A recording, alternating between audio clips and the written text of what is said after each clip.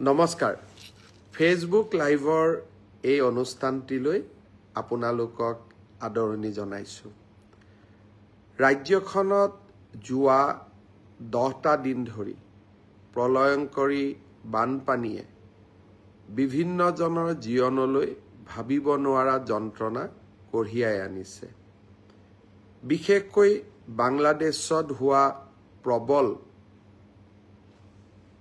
মেঘৰ ফলত অসম আৰু সমগ্ৰ উত্তৰ পূৰ্বাঞ্চলতে ভীষণ বৰষুণ হয় আৰু বৰষুণৰ ফলত লাহে লাহে পানী বাঢ়িবলৈ আৰম্ভ কৰে আৰু কেইবাটাও অঞ্চল জলত নিমগ্ন হৈ পৰে ৰাজ্য চৰকাৰে যাক য'ত যেনেকে পাৰে সহায় কৰিবৰ বাবে চেষ্টা কৰিছে আৰু যোৱা কেইটামান দিনত ময়ো দুৰ্গত আৰু বানপানীত কষ্ট খাই ৰিলিফ কেম্পত থকা লোকসকলক সাক্ষাৎ কৰিবলৈ চেষ্টা কৰিছো লখিমপুৰতে হওক বা কাছাৰ জিলাতে হওক বান বিধ্বস্ত ৰাইজক মই সাক্ষাৎ কৰিছো আৰু যাক যেনেকে পাৰো সহায় কৰাৰ বাবে এক বিনম্ৰ প্ৰচেষ্টাও চলাইছো আজি ৰাতিপুৱা মই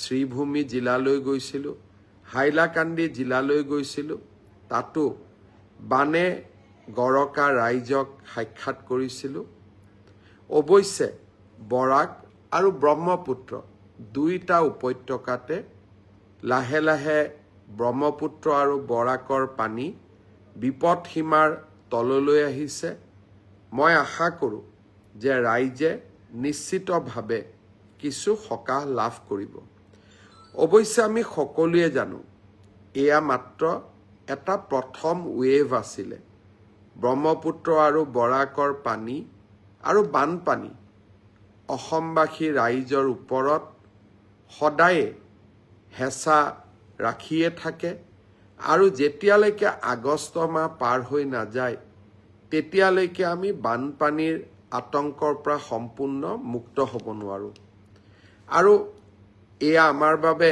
কেতিয়াবা ব্ৰহ্মপুত্ৰ বৰাক আমাক আশীৰ্বাদ যেন লাগে কেতিয়াবা অভিশাপ যেন লাগে অৱশ্যে এই মুহূৰ্তলৈকে ব্ৰহ্মপুত্ৰ উপত্যকাত বিশেষকৈ আমি নতুনকৈ বনোৱা মথাউৰিসমূহ নভঙাৰ বাবে যিমান ভয়াবহ বানপানী হ'ব লাগে সিমানখিনি ভয়াবহ হোৱা নাই পৰম পিতাৰ ওচৰত প্ৰাৰ্থনা কৰিম আমাক যেন এইবাৰ ভয়াবহ বানপানী আমাৰ ওপৰত যেন নাহে শ্ৰদ্ধাৰ ৰাইজ দুৰ্গতজনক সাহায্য দিয়াৰ সমান্তৰালভাৱে আন কেইবাটাও কামত আমি নিজকে নিয়োজিত কৰিছো পঞ্চায়ত নিৰ্বাচন সমাপ্ত কৰিয়েই আমি আমাৰ প্ৰতিশ্ৰুতি আৰু অসমবাসীৰ বাবে প্ৰয়োজনীয় কামসমূহ কৰিবৰ বাবে আমি নিৰন্তৰ প্ৰচেষ্টা চলাইছো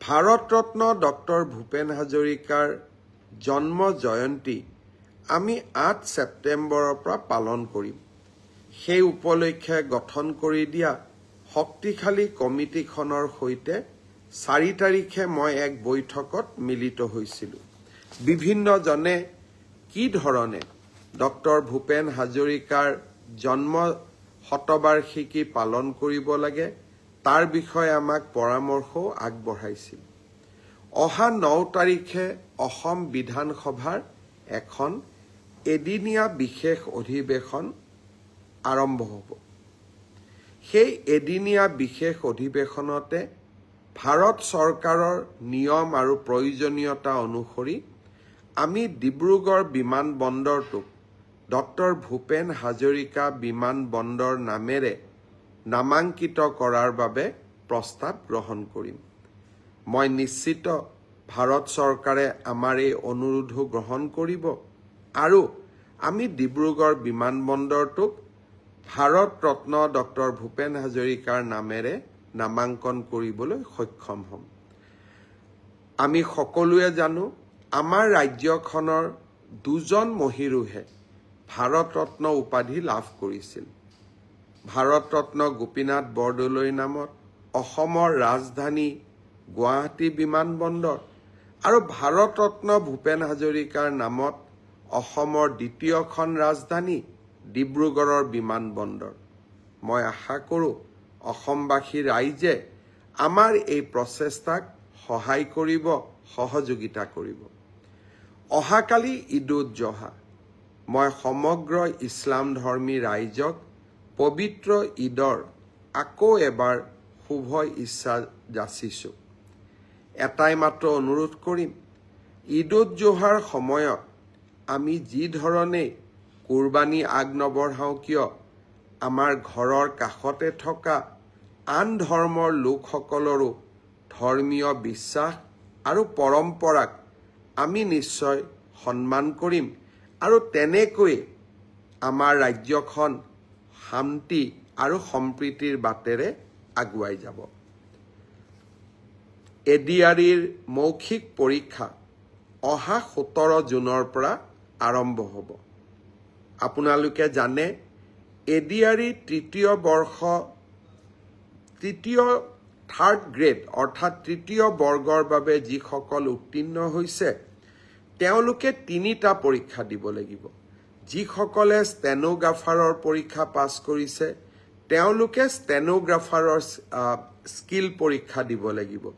যিসকলে ড্ৰাইভিং পাছ কৰিছে তেওঁলোকে ড্ৰাইভিঙৰ স্কিল পৰীক্ষা দিব লাগিব। আৰু যিসকলে সাধাৰণ তৃতীয় বৰ্গত পাছ কৰিছে তেওঁলোকে কম্পিউটাৰৰ স্কিল পৰীক্ষা দিব লাগিব।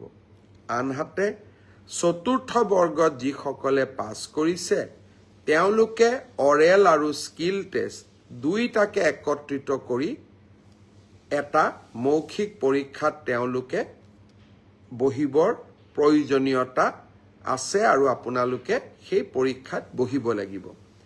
মই আশা কৰোঁ আমি জুলাই মাহৰ 15 তাৰিখৰ আগতে এই মৌখিক পৰীক্ষা বা স্কিল পৰীক্ষাৰ গোটেই পৰ্যায়টো শেষ কৰিম আৰু মই আগতেই কৈ অহাৰ দৰে 10 অক্টোবৰৰ দিনাখন আমি আপোনালোকৰ হাতত যোগ্যজনৰ হাতত নিয়োগ পত্ৰ তুলি দিবলৈ প্ৰচেষ্টা কৰিম।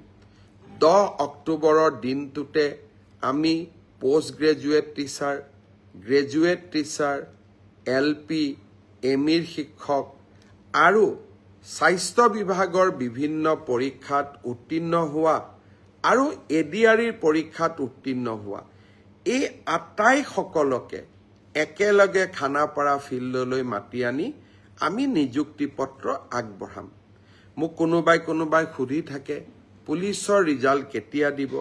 সকলো ৰিজাল্ট আমি এনেকে দিম যাতে আপোনালোকৰ হাতত আমি 10 অক্টোবৰৰ দিনাখন আমাৰ নিযুক্তি পত্ৰ আমি হাতত তুলি দিব পাৰোঁ। বহুতে মোক সুধিছে যে এডিআৰিৰ নতুন এডভাৰটাইজ কেতিয়া হ'ব, পুলিচৰ নতুন এডভাৰটাইজ কেতিয়া হ'ব। মই আশা কৰোঁ অক্টোবৰ মাহত নিযুক্তি পত্ৰ দিয়াৰ পিছতেই আমি নৱেম্বৰ মাহত নিশ্চয় আকৌ চৰকাৰী চাকৰিৰ বিজ্ঞাপন দিবলৈ সক্ষম হ'ম।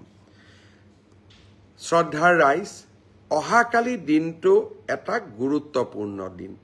চৰকাৰী বিভাগসমূহত স্বচ্ছতা ঘূৰাই অনাৰ ক্ষেত্ৰত, দুৰ্নীতিৰ সৈতে যুঁজাৰ ক্ষেত্ৰত আৰু চৰকাৰী কৰ্মচাৰীসকলক সকাহ দিয়াৰ ক্ষেত্ৰত শদিয়াৰ পৰা ধুবুৰীলৈ আমি সকলোতে চৰকাৰী চাকৰিত যোগদান কৰিব লাগে। পিছত ট্ৰেন্সফাৰৰ কাৰণে আমি বিভিন্ন ধৰণে প্ৰচেষ্টা চলাওঁ আৰু সেই প্ৰচেষ্টা চলাওঁতে বহুজনে ঘোষ আদিও দিব লাগে বুলি, উপঢৌকন আদি দিব লাগে বুলিও আমি বিভিন্ন সময়ত শুনা পাওঁ। ভাৰতৰ ভিতৰতে এইবাৰ মই এটা নতুন ব্যৱস্থা লৈছিলোঁ। শিক্ষামন্ত্ৰী থাকোঁতে শিক্ষা বিভাগত আৰু এইবাৰ আমাৰ চৰকাৰী বিভাগত তৃতীয়, চতুৰ্থ, পুলিচ সকলোৰে বাবে যে আমি মিউচুৱেলি ট্ৰান্সফাৰ নকৰোঁ কিয়। বহুজনে আবেদন কৰিছিলে কিন্তু আমি প্ৰায় 9,000 জনক এই মিউচুৱেল ট্ৰান্সফাৰৰ কাৰণে বিভিন্ন পৰীক্ষাৰ পিছত যোগ্য বুলি বিবেচিত কৰিলোঁ। অহাকালি সন্ধিয়া নহয় বিয়লি 4 বজাৰ পৰা 4:30 বজাৰ ভিতৰত আমি আনুষ্ঠানিকভাৱে মিউচুৱেল ট্ৰান্সফাৰৰ অৰ্ডাৰসমূহ আমি মুকলি কৰিম। 9,000 জন চৰকাৰী কৰ্মচাৰীয়ে একেলগে একে সময়তে নিজে বিচৰা স্থানত ট্ৰান্সফাৰ অৰ্ডাৰ লাভ কৰিব। আজি মই শ্ৰীভূমিত যাওঁতে কেইজনমান ডেকা ল'ৰা ছোৱালীয়ে মোক সুধিছিলে যে আমি মিউচুৱেল কৰিব পৰা মানুহ বিচাৰি পোৱা নাই। মই আপোনালোকক প্ৰতিশ্ৰুতি দিছোঁ, এডিআৰিত যেতিয়া আমি 10 তাৰিখে নতুনকৈ নিযুক্তি দিম, তেতিয়া মিউচুৱেল ট্ৰান্সফাৰ কৰিব পৰা বা আমি যেতিয়া পুলিচত নতুনকৈ নিযুক্তি দিম 10 অক্টোবৰত, মিউচুৱেল কৰিব পৰা কিছু আৰু স্কোপ আমাৰ সন্মুখত ওলাই আহিব। লগে লগে নৱেম্বৰ মাহত আমি আৰু এবাৰ মিউচুৱেলৰ পৰ্টেলটো মুকলি কৰি দিম, যাতে আপোনালোকে চৰকাৰৰ নিৰন্তৰ স্বচ্ছতা আৰু চৰকাৰৰ ইতিবাচক পদক্ষেপসমূহত ভাগ ল'ব পাৰে। এই 9,000 ট্ৰান্সফাৰ অৰ্ডাৰ যাক আমি অহাকালি দিব গৈ আছোঁ, মানুহে কয় এটা ট্ৰান্সফাৰ অৰ্ডাৰ ওলাওঁতে 50,000ৰ পৰা 1 লাখ টকা খৰচ হয়। এতিয়া আপোনালোকে নিজে হিচাপ কৰক, 9,000 পূৰণ 50,000 কিমান হ'ব, 9,000 পূৰণ 1 লাখ কিমান হ'ব। আজি আমি এটা টকাও দিব নালাগে, আপোনালোক য'ত আছে তাতেই আপোনালোকৰ ট্ৰান্সফাৰ অৰ্ডাৰটো আমাৰ পৰ্টেলৰ পৰা ডাউনলোড কৰি নতুন জাগাত যোগদান কৰিব পাৰে। এয়াই হৈছে নৰেন্দ্ৰ মোদী ডাঙৰীয়াৰ সংকল্প, এয়াই হৈছে আমাৰ সংকল্প যে লাহে লাহে আমি প্ৰণালীবদ্ধভাৱে ছিষ্টেম ইম্প্ৰুভমেণ্টৰ জৰিয়তে আমি দুৰ্নীতিবোৰ নোহোৱা কৰিম। শিক্ষক নিযুক্তিত দুৰ্নীতি নোহোৱা হ'ল, পুলিচৰ নিযুক্তিত দুৰ্নীতি নোহোৱা হ'ল, তৃতীয় চতুৰ্থ বৰ্গত দুৰ্নীতি নোহোৱা হ'ল। এতিয়া আনকি ট্ৰান্সফাৰ অৰ্ডাৰৰ ক্ষেত্ৰতো আমি দুৰ্নীতিসমূহ নোহোৱা কৰিম। অহাকালি দিনটো সেয়েহে এটা আমাৰ বাবে অত্যন্ত উল্লেখযোগ্য দিন।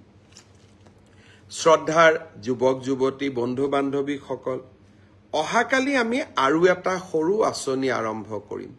আঁচনিটো সৰু, কিন্তু এনে আঁচনিবিলাকে মানুহক, বিশেষকৈ যুৱক যুৱতীসকলক জীৱন যুদ্ধত জয় হ'বলৈ প্ৰেৰণা যোগায়।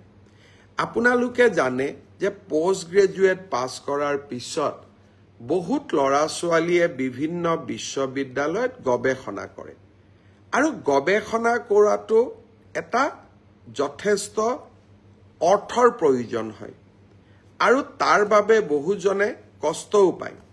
অহাকালি আমি এখন নতুন আঁচনি আৰম্ভ কৰিম, মুখ্যমন্ত্ৰীৰ জীৱন অনুপ্ৰেৰণা।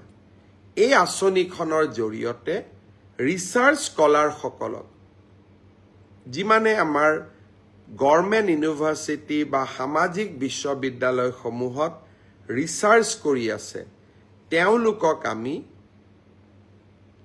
25,000 টকাৰ এটা এককালীন সাহায্য আগবঢ়াম। আৰু কোনোবা যদি দিব্যাংগজনে গৱেষণাত জড়িত হৈ আছে, তেওঁলোকক আমি 40,000 টকা এককালীনভাৱে আগবঢ়াম। অহাকালি আমি পৰ্টেলটো মুকলি কৰি দিম।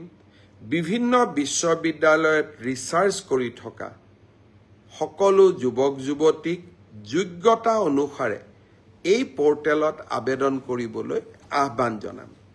শ্ৰদ্ধাৰ ছাত্ৰ ছাত্ৰী বন্ধু বান্ধৱীসকল, এইবাৰ নামভৰ্তিৰো চলি আছে কলেজবিলাকত। মই কেইদিনমান আগতে অসমৰ কলেজৰ অধ্যক্ষসমূহৰ লগত এখন ভিডিঅ' কনফাৰেন্স কৰিছিলোঁ। প্ৰতি বছৰে মই অভিযোগ পাওঁ যে আমি কোৱাৰ পিছতো নামভৰ্তিৰ সময়ত কোনোবা মহাবিদ্যালয়ে ছাত্ৰ ছাত্ৰীসকলৰ পৰা ফিজ ল'বলৈ চেষ্টা কৰে। এইবাৰ সেয়েহে মই নিজে অসমৰ কলেজসমূহৰ অধ্যক্ষসকলক ভিডিঅ' কনফাৰেন্সৰ যোগে লগ পাইছিলোঁ, আৰু তেওঁলোকক মই কৈছিলো যে এইবাৰ নামভৰ্তিৰ ক্ষেত্ৰত আপোনালোকে যেন কোনেও ছাত্ৰ ছাত্ৰীসকলৰ পৰা টকা পইচা নলয় কাৰ পৰা নলব যাৰ হাতত এখন ৰেচন কাৰ্ড আছে যদি ৰেচন কাৰ্ডখন আছে আমাক আয়ৰ আৰু কোনো বেলেগ প্ৰমাণপত্ৰ নালাগে মই অধ্যক্ষসকলক বুজাই দিছিল কিন্তু কোনোবা দুখীয়া মানুহ ৰেচন কাৰ্ডখন নাই তেওঁৰ ক্ষেত্ৰত নিশ্চয় আয়ৰ প্ৰমাণপত্ৰৰ প্ৰয়োজন হ'ব মোক আজি ৰাতিপুৱা ডিৰেক্টৰে জনাইছে যে এতিয়ালৈকে ৭০,০০০ এডমিশন সম্পূৰ্ণ হৈছে আৰু অহা কেইদিনমানৰ ভিতৰতে এই এডমিশনৰ প্ৰক্ৰিয়া সম্পূৰ্ণ হ'ব কোনোবাই যদি ৰেচন কাৰ্ডখন থকাৰ পিছতো এডমিশনত টকা পইচা দিবলগীয়া হৈছে বা কোনোবা মহাবিদ্যালয়ে যদি ৰেচন কাৰ্ডখন থকাৰ পিছতো আপোনালোকৰ পৰা টকা পইচা লৈছে আপোনালোকে মোক নিশ্চয় জনাব আমি বিহিত ব্যৱস্থাও গ্ৰহণ কৰিম আৰু আপোনালোকে টকা কেইটা যাতে উভতাই পায় তাৰ বাবেও ব্যৱস্থা গ্ৰহণ কৰিম নতুন এডমিশনৰ লগে লগে নিযুত মইনাও আৰম্ভ হ'ব জুন আৰু জুলাই মাহটো গৰম বন্ধ আগষ্টৰ ১ তাৰিখৰ পৰা আমি নিযুত মইনাৰ প্ৰপত্ৰ দিম প্ৰথম নামভৰ্তি কৰা সকলকো আৰু যিসকলে নিযুত মইনা পায়ে এইবাৰ দ্বিতীয় বছৰত বা থাৰ্ড সেমিষ্টাৰত নাম লগাব এই ফাৰ্ষ্ট সেমিষ্টাৰ আৰু থাৰ্ড সেমিষ্টাৰ দুইটাতে নাম লগোৱা ছাত্ৰ ছাত্ৰীসকলে নিযুত মইনা আঁচনিৰ বাবে যোগ্য আৰু আপোনালোকে এই নিযুত মইনা আঁচনি লাভ কৰিব এতিয়া মই এটা সৰু কথাৰে সামৰণি মাৰিম আপোনালোকে জানে যে মধ্যাহ্ন আহাৰ যোগান ব্যৱস্থাত আমি পৰিৱৰ্তন অনাৰ প্ৰয়াস কৰি আছিলো কামৰূপ বিশেষকৈ গুৱাহাটী কামৰূপ আৰু কামৰূপ মেট্ৰ আৰু যোৰহাট জিলাত আমি অক্ষয় পাত্ৰ ফাউণ্ডেশ্যনৰ সৈতে লগ লাগি চেন্ট্ৰেলাইজ কিটচেনৰ জৰিয়তে মধ্যাহ্ন আহাৰ যোগান ধৰাৰ বাবে আমি এখন আঁচনি ৰূপায়ণ কৰি আহিছিলো অহাকালি মই নলবাৰীত যাম নলবাৰীতো আমি চেন্ট্ৰেলাইজ কিটচেন এটা বনোৱাৰ কাম আৰম্ভ কৰিম যাতে নলবাৰীতো এই আঁচনিখন আমি সম্প্ৰসাৰণ কৰিব পাৰো ইয়াৰ লগে লগে অহা কেইটামান দিনত ডিব্ৰুগড় লখিমপুৰ আৰু তেজপুৰতো এনে ধৰণৰ চেন্ট্ৰেলাইজ কিটচেনৰ নিৰ্মাণৰ কাম আমি হাতত লম যাতে আমি এই অক্ষয় পাত্ৰৰ সৈতে কৰা চেন্ট্ৰেলাইজ কিটচেনৰ জৰিয়তে মিড ডে মিল যোগানৰ আঁচনিখন সম্প্ৰসাৰণ কৰি গৈ থাকিব পাৰো শ্ৰদ্ধাৰ ৰাইজ মাজুলীতো এনেকুৱা এটা চেন্ট্ৰেলাইজ কিটচেনৰ নিৰ্মাণৰ কাম চলি আছে গহপুৰৰ ৰাইজলৈ এটা সুন্দৰ খবৰ কনকলতা বিশ্ববিদ্যালয় নিৰ্বাচনৰ সময়ত আমাৰ এক অংগীকাৰ আছিল যোৱা কেবিনেটে গহপুৰত কনকলতা বিশ্ববিদ্যালয় নিৰ্মাণৰ বাবে 415 কোটি টকাৰ আবণ্টন দিছে আৰু ইতিমধ্যে নিবিদাৰ প্ৰক্ৰিয়া আমি সম্পূৰ্ণ কৰিছো নিবিদা প্ৰাপ্ত ব্যক্তিজনো চিনাক্ত হৈছে মই আশা কৰো বানপানী শেষ হৈ যোৱাৰ লগে লগে আমি কনকলতা বিশ্ববিদ্যালয় নিৰ্মাণৰ কাম হাতত লম অকণমান মনত পেলাওকচোন আজি ভাৰতবৰ্ষ স্বাধীন হোৱাৰ ৭৫ বছৰ অতিক্ৰম কৰি গ'ল আমাৰ দেশত ৰাজ্যত ৬০ বছৰ পৰ্যন্ত কংগ্ৰেছৰ এখন চৰকাৰ আছিল কনকলতাৰ নামেৰে এনে একোটা অনুষ্ঠান কৰাৰ বাবে তেওঁলোকে কেতিয়াও মনত ভবা নাছিল আজি আমি গোপীনাথ বৰদলৈ হওক কনকলতাই হওক ডক্টৰ ভূপেন হাজৰিকাই হওক আমাৰ ৰাজ্যখনৰ পাত স্মৰণীয় ব্যক্তিসকলক সন্মান প্ৰদৰ্শন কৰিবলৈ আমি চেষ্টা কৰিছো কেইদিনমান আগতে কেবিনেটত আমি অসমৰ প্ৰাক্তন মুখ্যমন্ত্ৰী গোলাপ বৰবৰাৰ নামেৰেও ষ্টেট ইনষ্টিটিউট অফ ৰুৰেল ডেভেলপমেণ্টখন নামাঙ্কিত কৰাৰ সিদ্ধান্ত গ্ৰহণ কৰিছিলোঁ। ৰাজনীতিৰ পৰা বহু ওপৰলৈ গৈ, ৰাজনীতিৰ পৰা বহু ঊৰ্ধ্বলৈ গৈ জননী জন্মভূমিৰ সেৱা কৰাটোৱে আমাৰ লক্ষ্য। প্ৰতিটো পল, প্ৰতিটো ক্ষণ অসমবাসীৰ লগত, অসমবাসীৰ স্বাভিমান আৰু অসমবাসীৰ উন্নয়ন আৰু বিকাশৰ স্বপ্ন সাকাৰ কৰাৰ সংকল্প, এয়াই হৈছে আমাৰ লক্ষ্য। শেষত মই লাখপতি বাইদেউৰ কথাৰে সামৰণি মাৰিম। নিৰ্বাচনৰ সময়ত মই সকলোকে কৈছিলোঁ যে আত্মসহায়ক গোটত কাম কৰি থকা বা যোগদান কৰা বাইদেউসকলক এখন নিশ্চিত আঁচনিৰ জৰিয়তে 10,000, 25,000 আৰু 50,000 টকা আগবঢ়োৱাৰ আমি সিদ্ধান্ত লৈছোঁ। অহা 8 তাৰিখে মই অসমৰ সকলো বিধায়কক মাতিছোঁ। সকলোৰে লগত আলোচনা কৰি কোন মাহত কোন সমষ্টিত আমি এই প্ৰথম কিস্তিৰ 10,000 টকা আগবঢ়াম তাৰ তালিকা এখন প্ৰস্তুত কৰিম। কাৰণ একে মাহতে মই বহুত জাগাত যাবও নোৱাৰোঁ। গতিকে আমি 3 মাহমানক সামৰি 126টা সমষ্টিত যাব লাগিব। বিধায়কসকলৰ পৰা পৰামৰ্শ লৈ 9 তাৰিখে অৰ্থাৎ 9 জুন তাৰিখে কোন সমষ্টিত আমি কেতিয়া মুখ্যমন্ত্ৰীৰ উদ্যমিতা আঁচনিখনৰ ধন বিতৰণ কৰিম তাৰ বিষয়ে আপোনালোকক জনাই দিম। আকৌ এবাৰ আপোনালোকক নমস্কাৰ জনাইছোঁ, প্ৰণাম জনাইছোঁ। আজি এই ব্ৰডকাষ্টত আমাৰ লগত অনুপম দাস আছে, গ্ৰেট মামা, প্ৰবীণ বৰুৱা, গ্ৰেট মুখ্যমন্ত্ৰী, অশোক ওৰাং অনুৰাগী, very good, Jon Bora Konwar, good evening, Prafulla Asom, good evening sir, Kuldeep Baishya Kanaklata বিশ্ববিদ্যালয়ৰ বিষয়ে লিখিছে, সুকান্ত বৰাই 108ৰ বিষয়ে লিখিছে। মই কোনোবা এটা ব্ৰডকাষ্টত নিশ্চয় 108ৰ বিষয়েও কম। কেইদিনমান আগতে 108ৰ উজনি অসমৰ যিসকলে কাম কৰে তেওঁলোকে মোক সাক্ষাৎ কৰিছিল আৰু মই তেওঁলোকক কৈছিলোঁ যে মই আপোনালোকৰ কাৰণে নিশ্চয় কিবা ভাল খবৰ দিয়াৰ বাবে চেষ্টা কৰিম। কিন্তু 108 সেৱাটো চৰকাৰৰ নহয় বাবে মই যিমান কৰিব খোজো সিমান কৰিব পৰা নাই। কিন্তু আপোনালোকৰ জীৱনৰ নিৰাপত্তা যাতে থাকে তাৰ বাবে নিশ্চয় মই প্ৰচেষ্টা কৰিম। আমাক পল চৌধুৰীয়ে কমেণ্ট দিছে, ৰাজামণি মহন্তই কৈছে অসম পুলিচৰ ৰিজাল্ট মই ক'লোৱেই ইতিমধ্যে আপোনালোকক। আকাশ ভাটিয়া, দিগন্ত ফুকন, মনজিৎ দলে,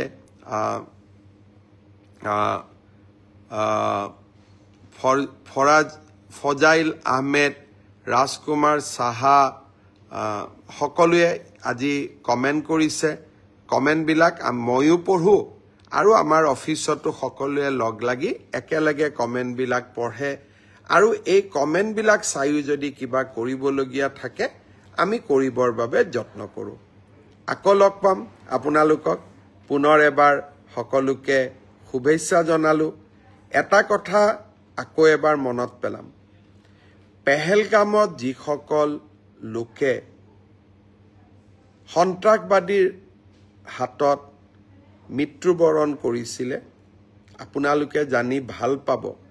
প্ৰত্যেকজনৰ ঘৰলৈ অসম চৰকাৰৰ একোজন মন্ত্ৰী গৈ আপোনালোকে আগবঢ়োৱা কিঞ্চিত সহায় বা কিঞ্চিত শ্ৰদ্ধাঞ্জলি আমি তেওঁলোকৰ ঘৰত গৈ দি থৈ আহিবলৈ সক্ষম হ'লোঁ। অসমে এখন ৰাজ্য এতিয়ালৈকে যি নেকি প্ৰতিজন পেহেলগামত নিহত হোৱা প্ৰতিগৰাকী ব্যক্তিৰ ঘৰলৈ গৈছে আৰু অসমবাসী ৰাইজৰ শোক আৰু সন্ত্ৰাসবাদৰ বিৰুদ্ধে সংকল্প এই দুইটাকে বিনম্ৰতাৰে সৈতে জনাই আহিছে। এই খবৰখিনিও মই আপোনালোকক দিলোঁ। বহুত বহুত ধন্যবাদ।